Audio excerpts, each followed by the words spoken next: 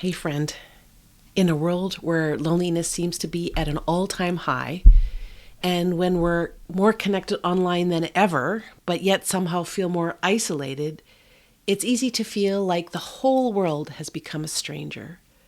Our need for connection, belonging, and kindness is fundamental, and yet here we are, living in an age of disconnection, where divisiveness seems to widen the gap between us every day. We see people drawing hard lines, placing each other in boxes, and judging before they listen. Fear and uncertainty are so real, and they are powerful forces. When left unchecked, they drive us to protect ourselves by building walls instead of bridges. But there's another way, one that takes courage and vulnerability, but that can bring us closer to a world of compassion, civility, and kindness. Loneliness often tells us, you're different, you don't belong. It's this kind of message that keeps us separated from each other, even when we're sitting right next to each other. It tells us to put our guard up, to see others as threats rather than allies. What if instead we chose to approach each other with curiosity, to say, I see you, and I want to understand you. Kindness, in its simplest form, is the courage to reach out and make others feel seen, respected, and valued. And that courage? Well, that kind of courage is the very opposite of fear. Living in a divisive world challenges us to decide, moment by moment, how we'll respond to differences. Choosing the brave act of connecting meaningfully is a worthwhile risk. It means choosing to listen, to approach others with empathy, even when it feels risky or uncomfortable, and it will feel both. Civility isn't just about nice conversation, it's about fundamentally believing in another's worthiness, even when we disagree. It's about seeing the humanity, the profound humanity in others before their labels. Civility calls on us to create spaces for each other's stories.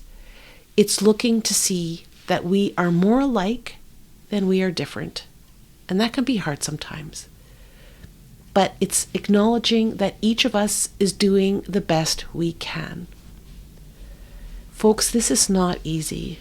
When we're facing fear, it's instinctive to protect ourselves, to lash out, or to withdraw.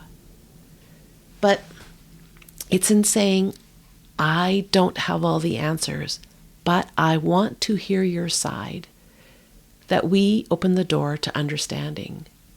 When we are willing to lean in and be curious rather than critical, we are making a conscious choice to create a world where kindness and civility live. Hey, kindness in a fearful, divisive world can feel absolutely radical. But it doesn't have to be grand gestures.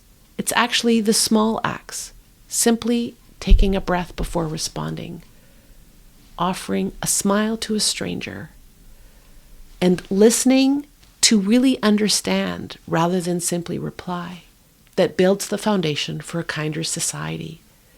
When we let go of the need to be right and replace it with the desire to understand, we're not just making life better for others, we're answering our own deep need for connection and belonging.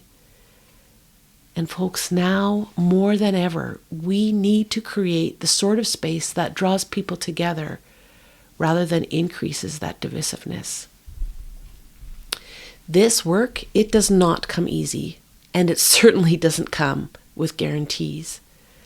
But when we choose kindness and civility, even in the smallest of moments, we are making a powerful statement that we are in this together, and that our humanity is more powerful than our fears, and that we're willing to brave the journey towards connection.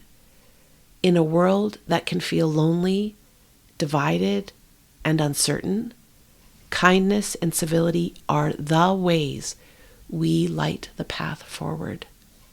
We, you and I, can be the difference that heals, unites, and transforms. And it starts with a single choice: to reach out, to listen, and to let kindness lead. Take care, friend.